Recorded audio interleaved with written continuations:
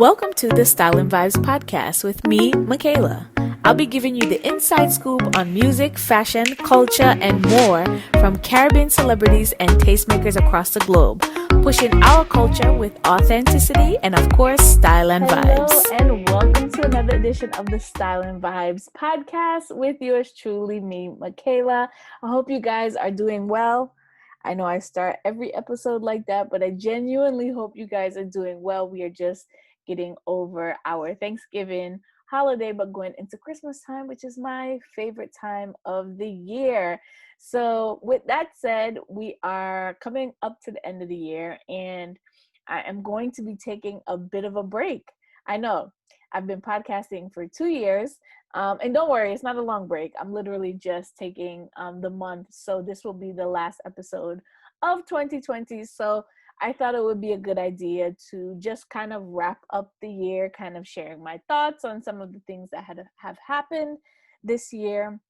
And of course, we're going to talk to things them about everything, at least, what I was able to kind of gather in terms of gathering all of my thoughts around what happened in this year for 2020. But first, I got to share with you guys an important milestone. The podcast has reached over 10,000 downloads. Pum, pum, pum, pum. That is my sound effect in my head. Maybe Carrie will insert it.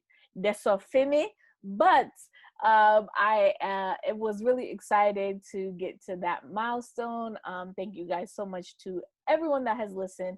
And to be completely honest, a country that has popped in terms of just support has been Papua New Guinea. So to be completely honest, I had only really knew about New Guinea, but not Papua New Guinea. So they're not to be confused with each other. But I wanted to give a huge shout out to everyone who listens from Papua New Guinea. Thank you so much for all of the support. They're actually the number 2 country after the United States. Actually, it's more North America, so that includes the Caribbean in terms of the stats. But that region of the world, is really tapped into what we're talking about here. So I thought that was really cool, really interesting. If you guys are on social, please link me, Style and Vibes. I want to know, what you guys think, what are you intrigued by, what you want to listen to, all that kind of good stuff. As a matter of fact, I'm actually doing a listener survey. So if you guys can make sure you complete the listener survey, it'll help me plan for 2021. I have some really great ideas in terms of podcasts that I want to do and how I'm going to expand the brand in 2021.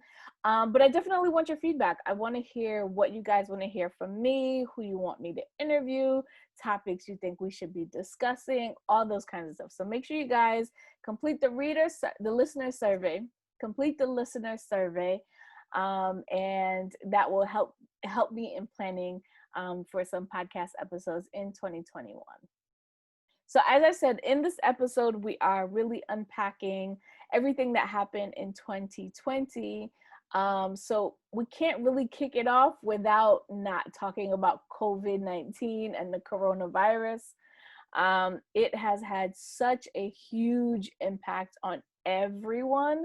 There is no one in the entire world who has not been impacted by it one way or another, whether you have been personally infected or you've had it, you've had a loved one that has had it.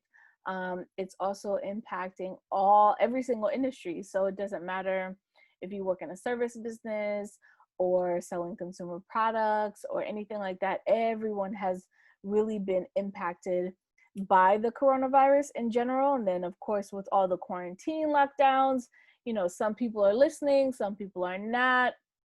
There is definitely not one universal way in handling this situation, as we have seen. So some countries, and in our case, some states are doing better than others. And, now we're going into the winter time where they're expecting a second wave here in the States. And, there are some countries who are doing really well and they're kind of getting back to normal, whatever, quote unquote normal is. There's a lot of conversation around, was this planned, how it impacts other people. Like everyone is literally having a debate, and also everyone is really home to have these debates. So we're taking in all the information, and really talking about it with our loved ones. We're talking about it on the internet, and there are just so many opinions when it comes to everything regarding how it was handled, how it's currently being handled, what the doctors say versus what people are saying, conspiracy theorists, is it real, what are the different restrictions around it, how does it impact certain individuals who have, other conditions, and it's just a lot. And I think we all have to kind of just take a step back and just like, look, this is kind of what it is. And it's not going away, in 2021. It's still going to be around. The biggest conversation that we're having right now is around vaccines. Who should get it? When is it going to be developed? How is it going to be distributed? A lot of people are like, I'm not taking a vaccine, but then, there are limited restrictions around, airlines, talking about people needing the vaccine in order to travel on their airline, and different carriers. So it's going to be a mess for a while. So I'm really expecting that to continue to be a topic of conversation for 2021. But we're not getting into the trends for 2021 because that's going to be the next episode. I just really wanted to talk about all the things that we have been talking about just as people, interested in what's happening. Additionally, it's impacted artists, the entire music industry, performing arts industry. You heard from Andrew in our last podcast around performing arts, and I think a lot of people didn't think about it in that space where smaller production companies and the amount of people that are really employed by the entertainment of performing arts, as well as like festivals. So artists are not traveling as frequently as they would like. A lot of festivals have been canceled for 2021. I have seen a few announcements for 2021 festivals, but I think it might be a little early. This is just my opinion. I think, it's a little early to kind of announce anything, but I have seen a lot of action. So, the festival industry has rumored to have lost anywhere between 9 billion to, I've seen $16 billion in revenue in just this year. So, people, as much as people really want to get back to business, there's still the idea of spreading the virus. There was this article going around about Ticketmaster requiring you to show that you've had the vaccine once this is over with. I've seen festival pods where you buy and it's like in a gated VIP area. And these are some of the things that, people are just testing. I do think that as the weather gets warmer, people would be willing to risk it. I think that there's some apprehension around being indoors. But I think outdoor festivals will return in some capacity. I just don't know what it's going to look like and what the numbers are going to look like.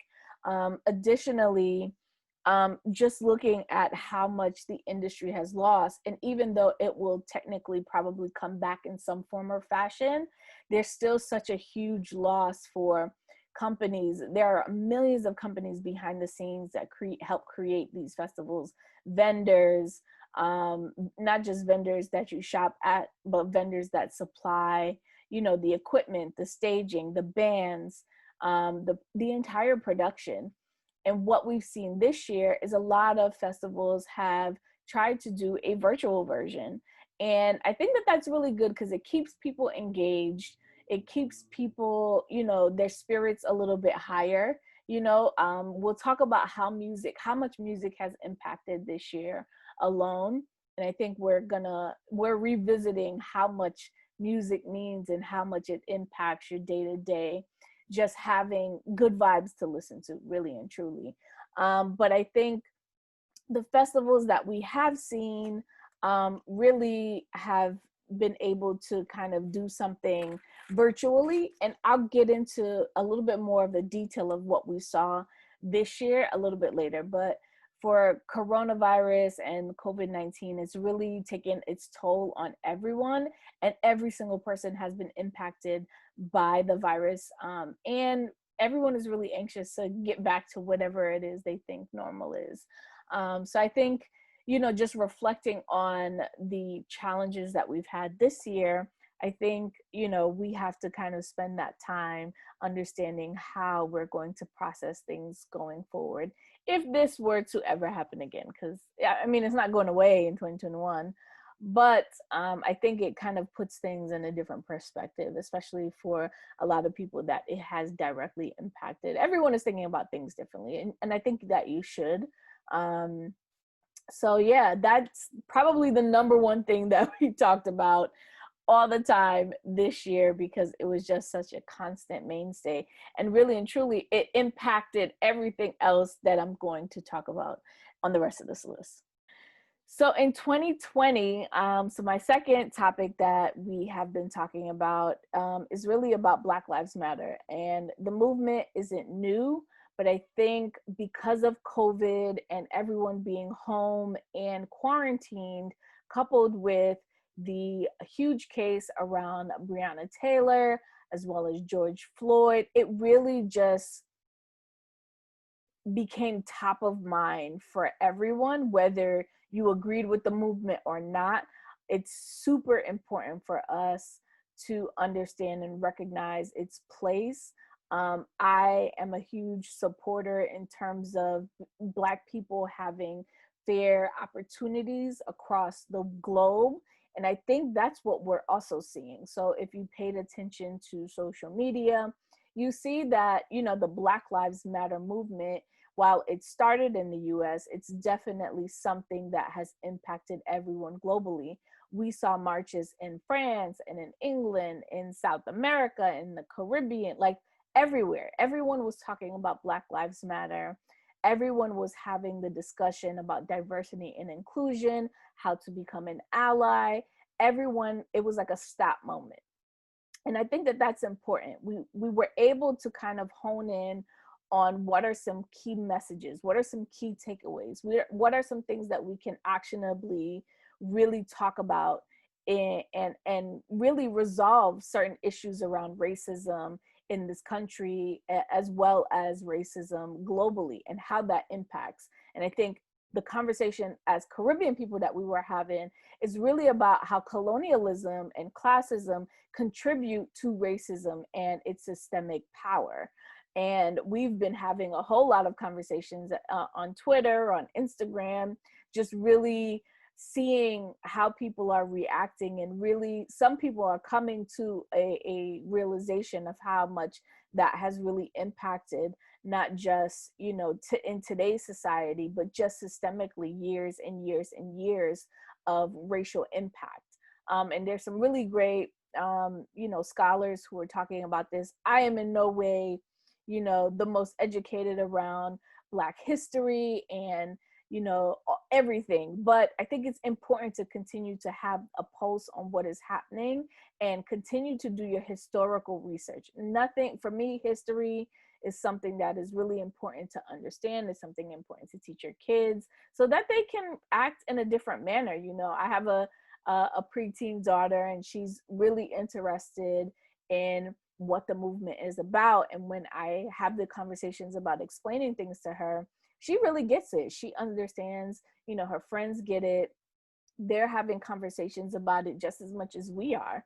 So I think that it's important. I think Black Lives Matter was a key topic that we had to discuss because everyone was home, and the situations that we have seen come over and over and over again since these cases and prior, we have to kind of continuously address it until it's eradicated.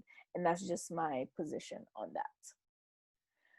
So 2020 was also about elections. I mean, I really do not like talking politics. I think it's important that everyone exercises their right to vote, because not everyone can exercise that right. So that's really my position as far as it comes to. But in terms of, I have my own personal beliefs, so I'm not going to impose them on anyone. But you're on my platform, so me just want the orange Monday gone. And that was a big push.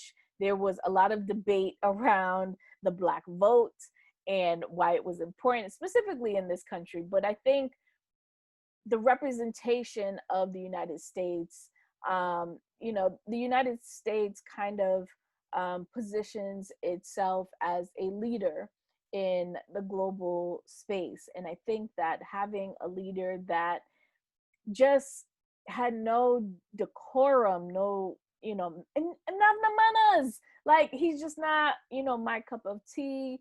I get why he's in power and why people like him, but to me, I think his ideals are so rooted in racism that for me, I can't ignore it. You can do what you want. Don't come for me in the comments, because I'm not even going to answer you or dignify it. That's your opinion. You can do what you want. We can respectfully disagree and you can leave me alone. But because this is my platform, I'm going to share my opinion on it. But I think it's important for us to have these conversations and have them online and offline. I know people are going crazy with the political conversation, and everyone is a political analyst now.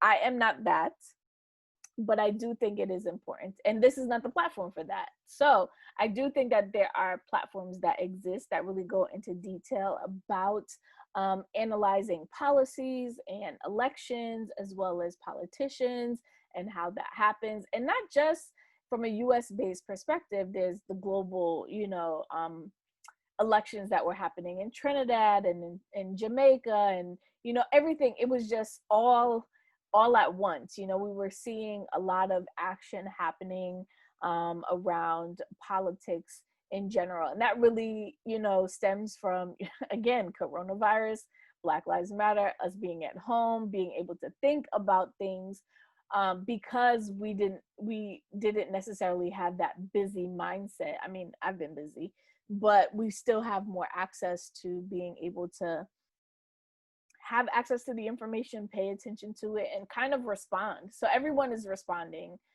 in their way, and you have the right to do so. So my thing is, it was every year there's some type of election, right?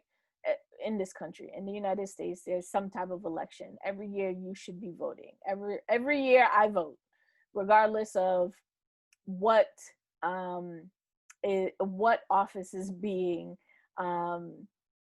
what role is being discussed. There's an election every single year. So you should show up every single year for some type of election. So it's not just about the presidency, it's about local government, mayors, House representatives, House of Representatives, Senate seats.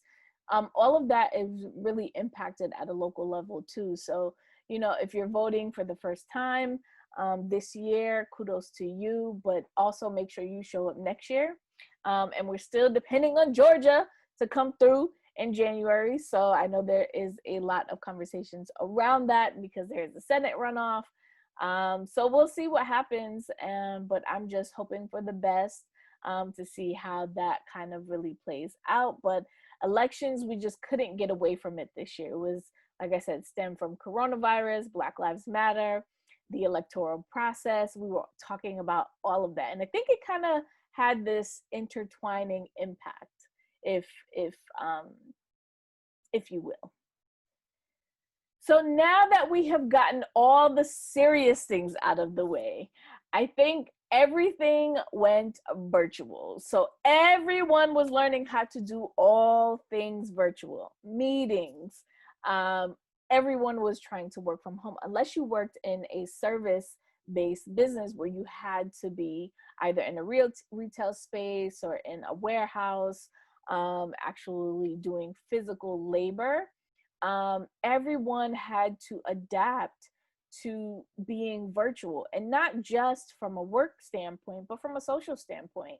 So we tested all of these technologies to no ends. So, families are doing video calls, FaceTime calls, Zoom parties, you name it. Everything was being done on a digital platform and being virtual. We've experienced social gatherings, like I have said, and oh my gosh, like parties that have been virtual. I think the virtual experiences were a form of entertainment that really tapped into the ethos of music and how music really moves people. You saw the impact of verses. We're still seeing the impact of verses. I did write about D Nice when he went live. I happened to be on that wave with him where I caught him a few times before that big night that he had. And it kind of just catapulted him, as well as, a lot of live performances that were happening on a virtual space. Erica Badu, she put together performances where people could pay a small amount so that she could help out her bandmates. We saw a festival lineup, like some fests went digital. They didn't do an expansive experience, but they did create a experience that will help people, come top of mind. And even just this weekend, Reggae Splash kind of made its resurgence. I think the last festival was sometime in the early 2000s, if I'm not 2006 or 2007, if I'm not mistaken. But that was Jamaica's first, festival that we had of that magnitude. And they're coming back into the space, and they had plans to actually have a in-person festival, but they did the virtual thing as well. So I think it's kind of helping people not lose all of their normalcy, which I think I can appreciate. And I'm sure you guys really appreciate it as well. There's a lot of work that goes into it, a lot of sponsorship that goes into it, because you still need to technically have a whole entire setup. I mean, even myself, I hosted a listening party for Taurus Riley for his album, along with his team, where we had media come in. So even those things, have changed the landscape of how we are doing events. And I think they're not necessarily going to go away, because I think for some people, it was easier to kind of tune in. I've heard artists doing other listening parties with fans, and, labels are giving away iPads to fans so that they can have a more personal connection. I mean, before, when you used to get invited to a album release party, like as a winning, you would get to go to the party. You might get to take a picture, but I think the personal angle of having a album release where fans can really sit and have a conversation with their favorite artist, I think that's really, really cool. And it doesn't take up a whole lot of time. It also doesn't take up a whole lot of money. So for the same price it would cost to get 25, 30 iPads, even if they're rentals to people, it probably costs less than actually putting together an event in an event space. So I think what virtual has done is it's allowed us to kind of reevaluate how we bring content and how many people we can reach with the content that we do have. But I think also the creativity behind all of it, like we've seen award shows. I mean, the BET Awards was completely virtual. Amanda Seales hosted it. She had all the different skits. They did all of the live performances were pre-recorded, and that became the blueprint for every single award show after that. When we think about some of our Caribbean artists, I mean, verses between Beanie Man and Bounty Killer. I mean, I did a whole episode on that. We talked to DJ Kurt Riley about that experience. And that kind of set the bar for the rest of what everyone knows today as verses. We had Kes the Band, who did his at-home performance. Like, I think him doing a live album, I still listen to that live album. And doing a live album like that, it actually, when you turn it on in the car or in the house, it really gives you that festival experience without being there. And you feel it, you hear the live instruments, and it really just added to everything that came with that performance. So not only did he do a virtual performance, but he released a live album. Not he, the band. Kes the band, they released an entire live album around that experience. And I thought that that was super genius. The set design was really great. Talk about set design. GBM Neutron, he released his album. Oh my God, the album name is escaping me, but the album, hold on, now I gotta look for it. I can't be messing up the thing, you know?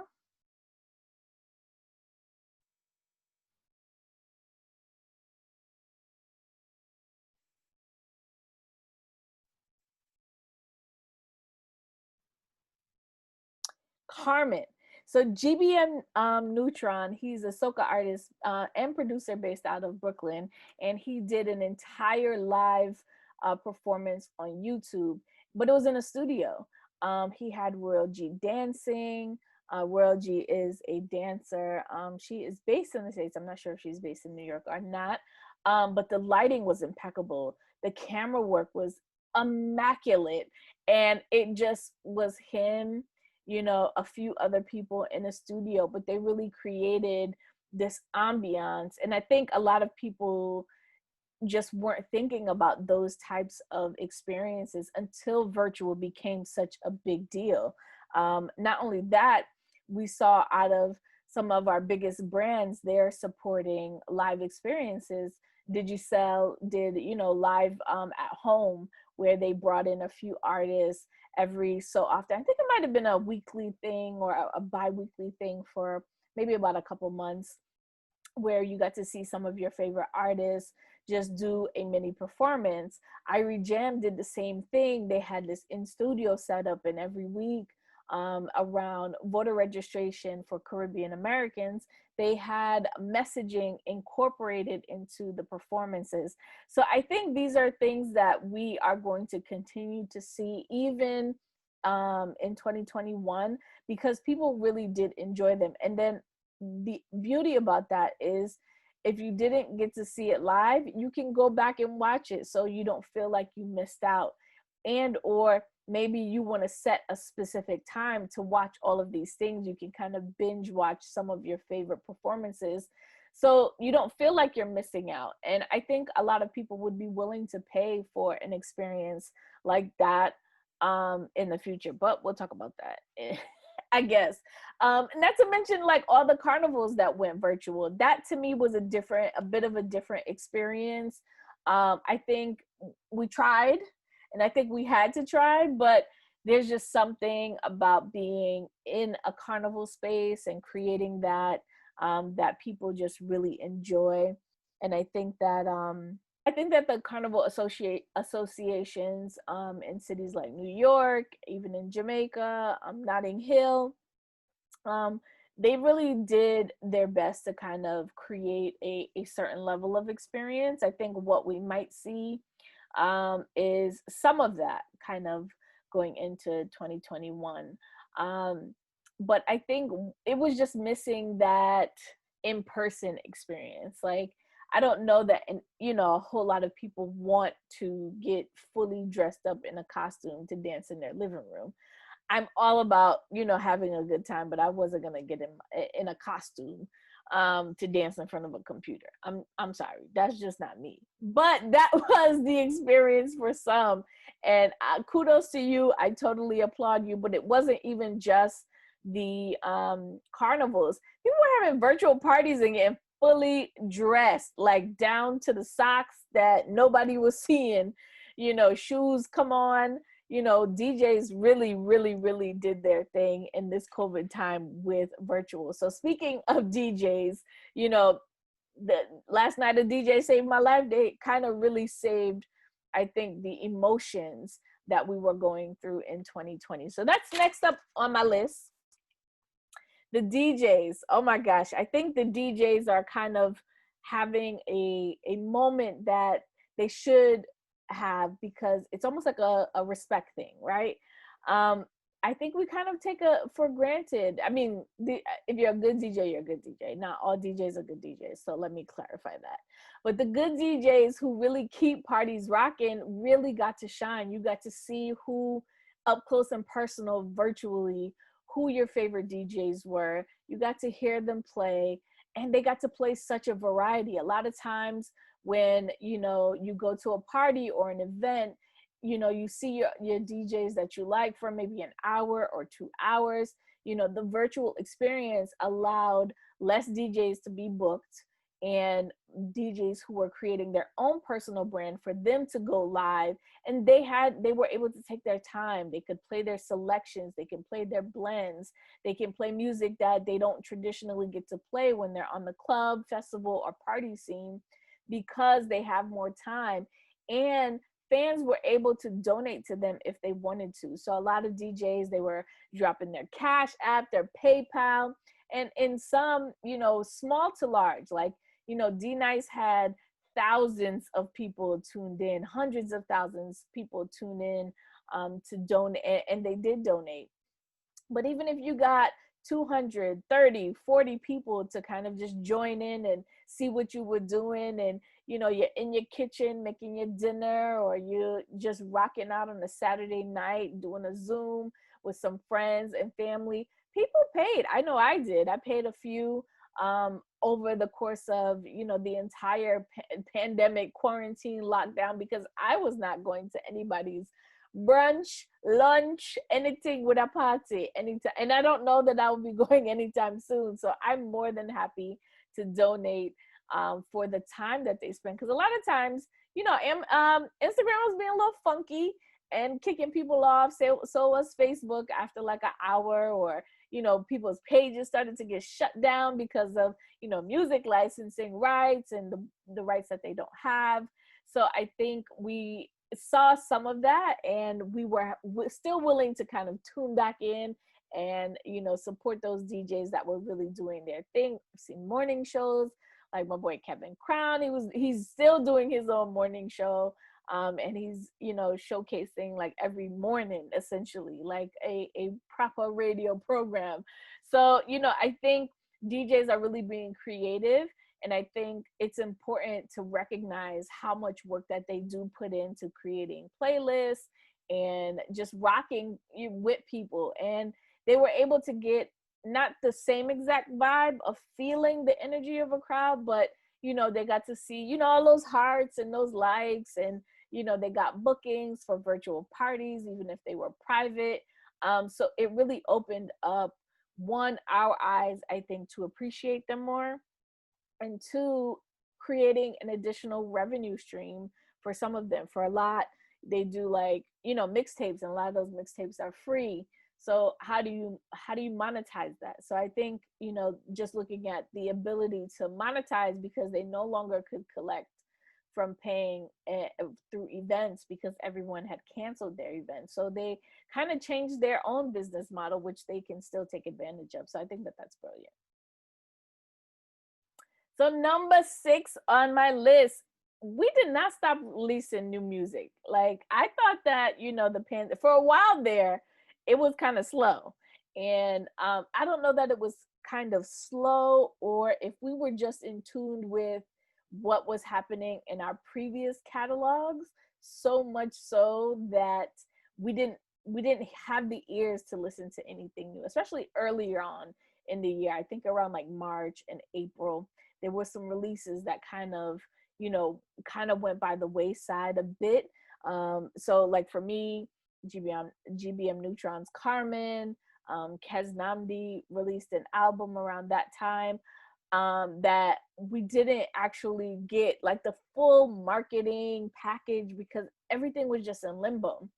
So I think what happened was, you know, we really started to crave listening to the artists, and the artists, they really just got creative. They went into their space, they used the time to create music, to create videos around their music, and still released a good body of work that we could kind of keep, you know, the appetite wet little bits, you know? So, you know, we were able to listen to new songs, listen to new music.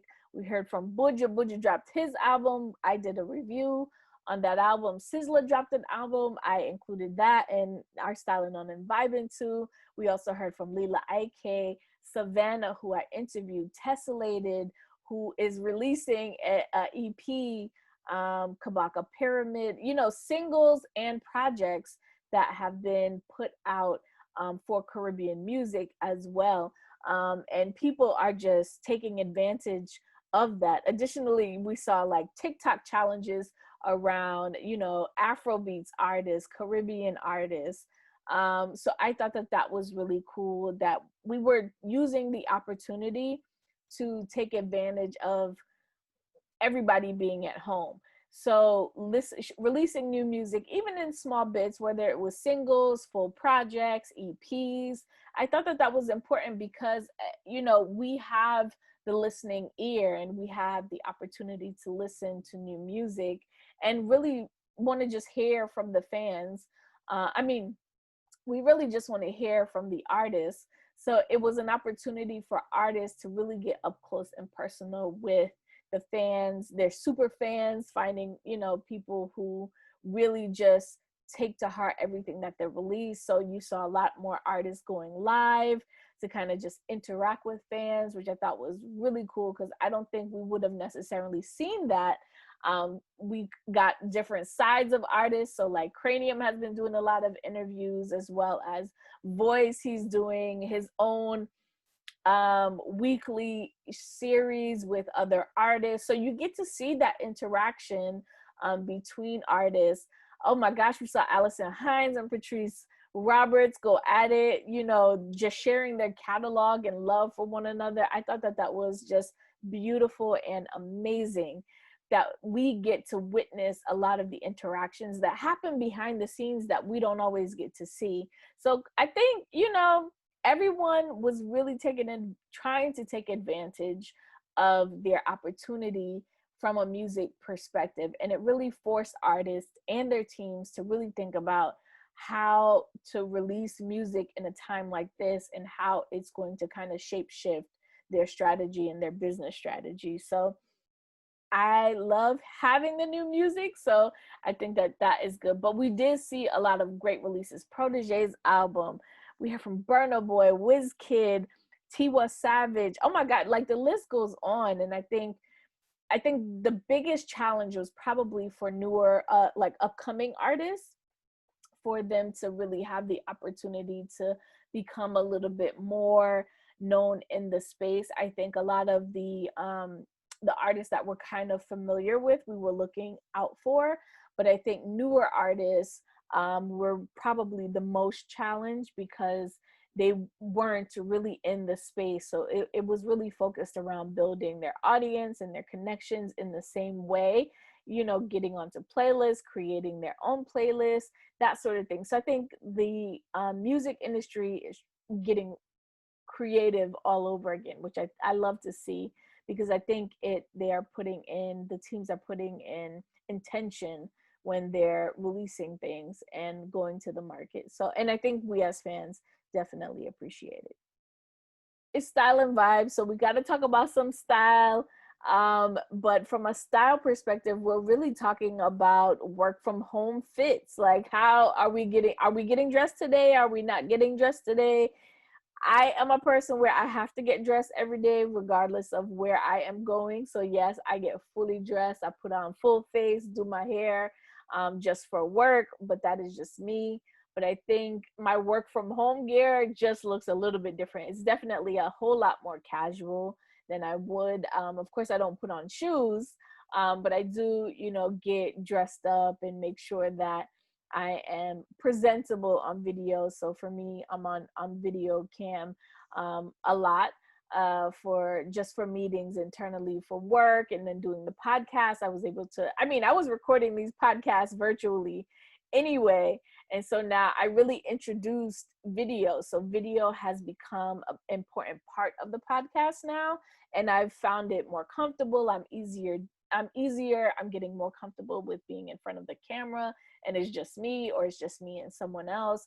So it has forced us to, get our, shoulder up, neck up. So a lot of people are focusing on accessories, still getting their hair done and their nails done. My nails aren't done right now, but I still do them. So work from home fashion as well as mask fashion. So everyone wants their masks to match their outfit when they're leaving the house. And believe me, I'm the same way. So a lot of times I'll wear black because I have a black mask and it just kind of goes and I don't have to go through any challenges. I did get some new sneakers earlier this year. So, you know, of course, I'm rocking more sneakers and casual wear and sandals when it was warm. Flats, you know, I did put on my heels the other day just to make sure I can still walking at them, talking at them, and dancing at them, because we have to make sure that, you know, that is accessible for when we actually do open back up and I can wear them again. So make sure you guys are doing that. Additionally, I think we've seen a lot of designers really taking again to their social media and getting us up close and personal. I think the pop-up shop that we did with Fashion Arch was amazing. It was such a creative experience for me just to witness, because I traditionally, if you go to like a festival or if you go to like a pop-up shop, you spend like a few minutes at each different booth. You kind of chit chat with each designer, but this really gave me the opportunity to understand, you know, who the designers were, why they started their brand, what were some of the things that they had for purchase, and you could buy them online. So for me, there was a lot of that happening. Styling opportunities. Sammy B really has been taken to her Instagram and showing how to style her pieces on her and as well as clients. She's talking about, you know, new products, as well as other, you know, brands that are really just talking about new products, new launches, and not in the same way. So I think it's giving us the opportunity to get a little bit closer to the designers as well. And they're really providing a lot of great styles, tapping into the styles that we need right now. So I think just from a ready to wear standpoint, a lot of course, sweatpants, sweatsuits, loungewear, athleisure is extremely big, and people are really already tapping into that. They were before COVID hit, but now they're going even extra. So, you know, I have a few matching sets that I want to wear and I want to rotate. So just from a personal perspective, I still want to get dressed, but I definitely want to be comfortable. And I think a lot of designers and brands are really tapping into that, from our perspective, and just creating those types of looks that we would actually really, really enjoy. And you can check out some. I'll leave a few designers. I mean, I feature them all the time, so it's nothing, you know, so specifically new. But it also really gives us an opportunity to just see what they have. And I really enjoyed that virtual experience, and I'm actually doing it again. So I hope you guys can join. This is actually my last topic for 2020. So I know it was a long one. Thank you guys so much for sticking it out with me. We had a lot to talk about just because 2020 was a lot for a lot of people, and you survived, we have survived together. So I thank you for being on this journey with me. And next year, 2021, only up from here because, you know, I don't think I was super down, but, you know, I definitely want to take a break to kind of just woosah, you know what I mean? You have to relax, release the thing then. So I'm going to enjoy my time off. I hope you guys are able to take some time off as well. I will see you guys in the new year. And if you are gonna miss me so much that you can't bear, you can always go back and listen to a previous episode. I'll definitely be promoting everything. It's a great chance to kind of catch up, binge listen if you haven't, listen to some other podcasts as well. There's a whole lot of Caribbean podcasts as well that you guys can kind of tap into as well. So, you know, this is it for me. Until next time, until 2021. What me say? Later, my peeps.